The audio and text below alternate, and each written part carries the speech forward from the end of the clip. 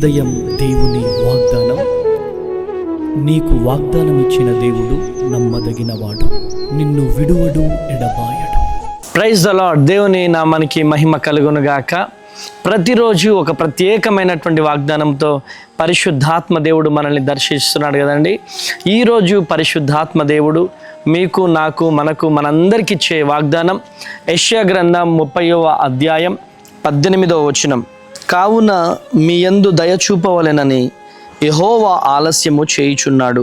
దయ చూపవలెనని యెహోవా ఆలస్యము వేయుచున్నాడు. మిమ్మును కరుణింపవలెనని ఆయన నిలువబడి ఉన్నాడు. యెహోవా న్యాయము తీర్చు దేవుడు. ఆయన నిమిత్తము కనిపెట్టుకుని వారందరూ కూడా ధన్యులు. Praise the Lord. దేవుని నామానికి మహిమ కలుగును గాక. మిమ్మును కరుణింపవలనని ఆయన నిలవబడి ఉన్నాడు. ఆయన నిమిత్తము కనిపెట్టుకుని వారు ధన్యులు. మిమ్మల్ని కరుణింపాలని, మిమ్మల్ని, నన్ను, మనందరినీ కరుణింపాలని ఆయన నిలవబడి ఉన్నాడు. ఆయన ఆదరించే దేవుడు, ఆయన ప్రేమించే దేవుడు, ఆయన దయచూపే దేవుడు. ఈరోజు పరిశుద్ధాత్మ దేవుడు ఆయన నిమిత్తము కనిపెట్టుకున్న వారు ధన్యులు. మనుషుల వైపు చాలామంది మనుషుల కోసం కనిపెట్టుకుంటూ ఉంటారు, మంత్రుల కొరకు కనిపెట్టుకుంటూ ఉంటారు, ఎమ్మెల్యేల కోసం, అధికారుల కోసం, పోలీస్ వాళ్ళ కోసం, లాయర్ల కోసం కనిపెడుతూ ఉంటారు, జడ్జిల కోసం కనిపెడుతూ ఉంటారు. కానీ పరిశుద్ధాత్మ దేవుడు చెబుతున్నటువంటి మాట, దేవుని కొరకు ఎవరైతే కనిపెట్టుకొని ఉంటారో వారి జీవితంలో గొప్ప అద్భుతాలు, సూచక్రియలు జరుగుతాయి. ఈరోజు బంధువుల నిమిత్తం నా అక్క మాట్లాడట్లేదని ఏడుస్తాం, అన్నయ్య మాట్లాడట్లేదని ఏడుస్తాం, అన్నదమ్ములు మాట్లాడట్లేదు, బంధువులు, రక్త సంబంధికులు, స్నేహితులు మాట్లాడట్లేదని ఏడుస్తాం, బాధపడతాం, కన్నీరు కారుస్తాం. కానీ అంటే మన బాధలు, మన వేదన, మన దుఃఖం అనేక మందికి మనం చెప్పుకుంటూ ఉంటాం. కానీ అసలైన మన బాధ ఎవరికి చెప్పుకోవాలి? మనుషులకు చెప్పుకుంటే మనుషులు మనల్ని ఎగతాళి చేస్తారు. కానీ మన బాధ దేవునికి చెప్పుకోవాలా, చెప్పుకోవాల్సినటువంటి వారికి చెప్పుకోవాలా. ఎప్పుడైతే దేవునికి చెప్పుకుంటామో అప్పుడు మనము ధన్యులం. దేవుని మీద ఆధారపడేవారు, దేవుని పాదాలు పట్టుకునేవారు, దేవుణ్ణి గోజాడేవారు ధన్యులు. ప్రియ దేవుని జనాంగమా, ఈరోజు దేవుని మీద ఆధారపడుతున్నావా? ఈరోజు మనుషులందరూ నిన్ను విడిచిపెడితే దేవుని పాదాలు పట్టుకొని ఏడుస్తూ ఉన్నావా? దేవుని పాదాలు పట్టుకొని కన్నీరు గారుస్తున్నావా? అయితే దేవుని ప్రతినిధిగా నేను చెబుతున్నాను, నీవు ధన్యుడివి, ధన్యురాలివి. ఈరోజు ఎస్తేరు జీవితంలో అందరూ వదిలేశారండి. షీ ఈజ్ ఏ ఆర్ఫన్, తనొక అనాథ. ఎస్తేరు జీవితంలో ఎవ్వరూ లేరు. అటువంటి ఎస్తేరు మోకాళ్ళ అనుభవం, ప్రార్థన జీవితం, ఏదైనా దేవుని మీద ఆధారపడేదండి, ఏదైనా దేవునికే చెప్పుకునేదండి. ప్రార్థన ప్రార్థన ప్రార్థన, దేవునితో ఏకాంతంగా గడిపే అనుభవంలోకి ఎస్తేరు అడుగుపెట్టింది.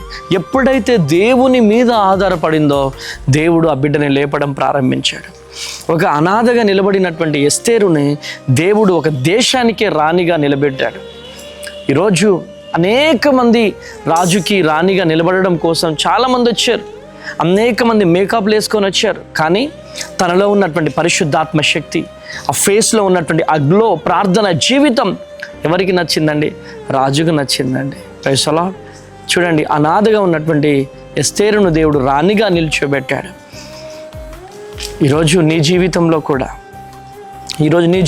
కూడా నా దేవుడు గొప్ప స్థితిలో నిన్ను నిల్చోబెడతాడు. అందుకనే దేవుని మీద ఆధారపడిన వారు, పతనమైపోయిన వారు చరిత్రలో లేరు. దేవుని మీద ఆధారపడితే చరిత్ర సృష్టించారు. చూడండి, మీరు బైబిల్ గ్రంథంలో ఆది కాండం నుండి ప్రకటన గ్రంథం వరకు దేవుని మీద ఎవరెవరైతే ఆధారపడ్డారో వారందరూ కూడా చరిత్ర సృష్టించారు. వారి జీవితంలో కష్టాలు వచ్చాయి, వేదన వచ్చింది, దుఃఖం వచ్చింది, నిందలు వచ్చాయి, అనేకమైనటువంటి శ్రమలు వచ్చాయి. సో వాటన్నిటిలో నుంచి వారు బయట పడగలిగి ఈరోజు చరిత్ర సృష్టించారు. వారందరి గురించి ఈరోజు ఎస్తేరు గురించి కానీ, ఈరోజు దావీదు గురించి కానీ, ఈరోజు యోసేపు గురించి కానీ, అనేక మంది ప్రవక్తల గురించి ఈరోజు మనం సాక్ష్యం రూపంలో చెప్పుకుంటున్నాం. ఈ పరిశుద్ధ గ్రంథంలో లిఖించబడిందంటే ఒక్కసారి ఆలోచించండి. ఎందుకు అంటే వాళ్ళు దేవుని మీద ఆధారపడ్డారు. దేవుని మీద ఆధారపడే వారి చరిత్రను నా దేవుడు తిరగ రాస్తాడు. ఈరోజు ఓటమిలో ఉన్నావేమో, ఈరోజు కన్నీళ్లతో ఉన్నావేమో, ఈరోజు నిందలతో ఉన్నావేమో, ఈరోజు అవమానాలతో ఉన్నావేమో, ఈరోజు కష్టాలలో కొలిమిలో కాల్చబడుతున్నావేమో. దేవుని ప్రతినిధిగా నేను ప్రవచిస్తున్నాను. నీ కన్నీళ్ళు నాట్యముగా మార్చబడబోతున్నాయి. నీ వేదన దుఃఖము నాట్యముగా మార్చబడబోతుంది. ధైర్యంగా ఉండు. నీ జీవితంలో నా దేవుడు గొప్ప కార్యాలు జరిగించబోతున్నాడు. కనుక ప్రియ దేవుని బిడ్డలారా, ఈరోజు మీ జీవితాల్లో దేవుడు కార్యం జరిగించబోతున్నాడు. మీరు అనేకులుగా ఈరోజు దుఃఖపడుతున్నారేమో, ధైర్యంగా ఉండండి. దేవుడు మీ జీవితంలో గొప్ప కార్యం జరిగించబోతున్నాడు. అందుకనే మనుషుల మీద ఆధారపడకండి, దేవుని మీద ఆధారపడేవారు ధన్యులు. నువ్వు ధన్యురాలివి. దేవుని మీద ఆధారపడుతున్నావా? ధన్యుడివి. దేవుని మీద ఆధారపడుతున్నావా? ధన్యురాలివి. ఏదో ఒక రోజు మీ తలను నా దేవుడు లేవనెత్తబోతున్నాడు. కనుక భయపడకండి, దిగులు పడకండి, ధైర్యంగా ఉండండి. దేవుడు గొప్ప కార్యాలు జరిగించబోతున్నాడు. ప్రార్థన చేద్దామా? తండ్రి స్తోత్రం ప్రభువా, గొప్ప దేవుడవు నాయన, ప్రేమ కలిగిన తండ్రి, కృప కలిగిన యేసయ్య. తండ్రి నీ పైన ఆనుకునేవారు నీ తండ్రి సరే ధన్యులు అంటున్నావు ప్రభువా. అద్భుతమైనటువంటి రీతిలో నాయన మమ్మల్ని దీవించడానికి, ఆశీర్వదించడానికి మా కొరకు ఎదురు చూస్తున్న దేవుడవు ప్రభువా. తండ్రి ఎంత గొప్ప వాగ్దానం ఈరోజు ఉదయకాల సమయంలో మాతో మాట్లాడినందుకు వందనాలు తండ్రి. ఈ వాగ్దానం చూస్తున్న ప్రతి చెల్లి, ప్రతి తల్లి, ప్రతి తమ్ముడి కన్నీరు తుడవబడును గాక నాయన. అయ్యా, మీ మీద ఆధారపడుతున్న వారు విజయ ప్రాప్తి కలుగును గాక. ఉద్యోగాలు లేని వారికి ఉద్యోగాలు రావాలి ప్రభువా. గర్భఫలం లేని వారికి గర్భాలు తెరవబడాలి ప్రభువా. అద్భుతమైనటువంటి రీతిలో తండ్రి గొప్ప విజయాలు వారు చూచుదురు గాక. వారి అప్పులు తొలగిపోవాలి నాయన. ఎంతమంది అయితే శ్రద్ధ ఈరోజు వ్యాపారాలు ప్రారంభిస్తున్నారు, వారి వ్యాపారాలు దీవించబడాలి ప్రభువా. ఎంతమంది ప్రయాణాలు పెట్టుకున్నారు, బస్సు ప్రయాణం కానీ తండ్రి శ్రద్ధ, ట్రైన్ ప్రయాణం కానీ, ఫ్లైట్ ప్రయాణం కానీ, విమాన ప్రయాణం కానీ, ఏ ప్రయాణం పెట్టుకున్నారో ఆ ప్రయాణంలో మీరే తోడునీడుగా ఉండుదురు గాక. ఈరోజు మ్యారేజ్ డేస్, బర్త్డేస్ జరుపుకుంటున్న ప్రతి ఒక్కరి జీవితంలో గొప్ప అద్భుతం జరుగును గాక. ఇటువంటి మ్యారేజ్ డేస్, ఇటువంటి బర్త్డేస్ మరెన్నో జరుపుకునే కృపను దయచేయండి. గొప్ప కార్యాలు జరుగును గాక తండ్రి. హాస్పిటల్లో ట్రీట్మెంట్ పొందుతున్నటువంటి వారందరికీ శీఘ్రముగా స్వస్థతలు జరుగును గాక.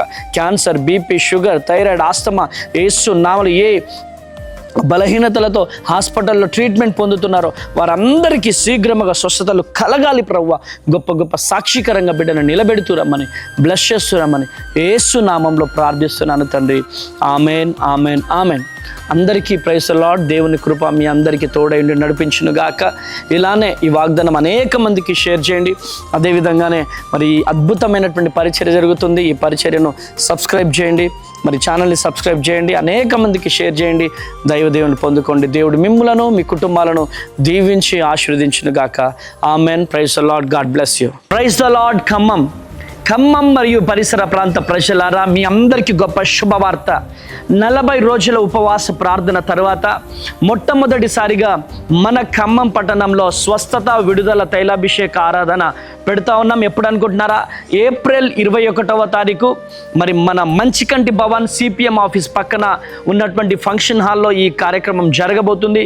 శక్తివంతమైన స్తుతి ఆరాధన, హృదయాలను కదిలించే వర్తమానం, మరి ప్రతి ఒక్క విషయం కొరకు, గర్భఫలం లేనటువంటి వారి కొరకు, ఉద్యోగం లేనటువంటి వారి కొరకు, అప్పులతో, నిరుద్యోగులతో, మరి ఆ రోగముతో బాధపడుతున్నటువంటి వారి కొరకు భారము కలిగి నేను ప్రార్థన చేయబోతున్నాను.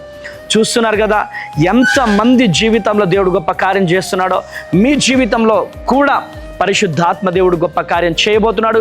కనుక మీరు రండి, అనేకులను తోడుకొని రండి, దైవ దీవెనలు పొందండి. దేవుడు మిమ్ములను, మీ కుటుంబాలను దీవించి ఆశీర్వదించునుగాక. Amen. Praise the Lord. God bless you. April 21వ తారీఖు ఖమ్మంలో కలుద్దాం. Praise the Lord. ఉదయమే 9 గంటలకు ఉంటుంది. వివరాలకి కింద ఉన్నటువంటి నెంబర్స్కి కాల్ చేయండి. God bless you. Praise the Lord. Praise the Lord. Amalapuram మరియు పరిసర ప్రాంత ప్రజలారా, మీ అందరికి గొప్ప శుభవార్త. ఈ నెల 22 అంటే ఏప్రిల్ 22వ తారీఖు ఉదయం మన అమలాపురంలో ఉన్నటువంటి అంబేద్కర్ భవన్లో స్వస్థత, విడుదల, తైలాభిషేక ఆరాధన జరగబోతుంది. శక్తివంతమైన స్తుతి ఆరాధన, హృదయాలను కదిలించే వర్తమానాన్ని పరిశుద్ధాత్మ దేవుడు రిలీజ్ చేయబోతున్నాడు. అనేక మంది కొరకు నేను భారం కలిగి ప్రార్థన చేయబోతున్నాను. కనుక మీరు రండి, అనేకులను తోడుకొని రండి, దైవ దీవెనలు పొందండి. మరి మీ అందరి కొరకు భారము కలిగి నేను ప్రార్థన చేయబోతున్నాను. మర్చిపోకండి, ఏప్రిల్ 22వ తారీఖు నాడు మన అంబేద్కర్ భవన్లో ఆరాధన జరగబోతుంది. నేను వస్తున్నాను, మీరు అందరు కూడా వచ్చేసి అందరం కలిసి దేవాతి దేవుడిని ఆరాధిద్దాం. Praise the Lord. God bless you. Praise the Lord. Vizag మరియు పరిసర ప్రాంత ప్రజలారా, మరి ఏప్రిల్ 28వ తారీఖు నాడు మన వైజాగ్లో, మన విశాఖపట్నంలో సుబ్బలక్ష్మి కళ్యాణ మండపంలో ఉదయం 9 గంటలకు అద్భుతమైనటువంటి ఆరాధన జరగబోతుంది.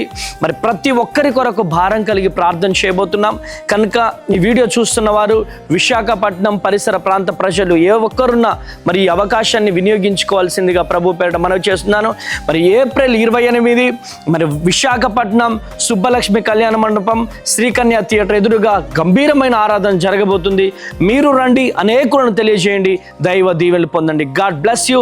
దేవుడు మిమ్మల్ని దీవించి ఆశీర్వదించును గాక. Praise the lord.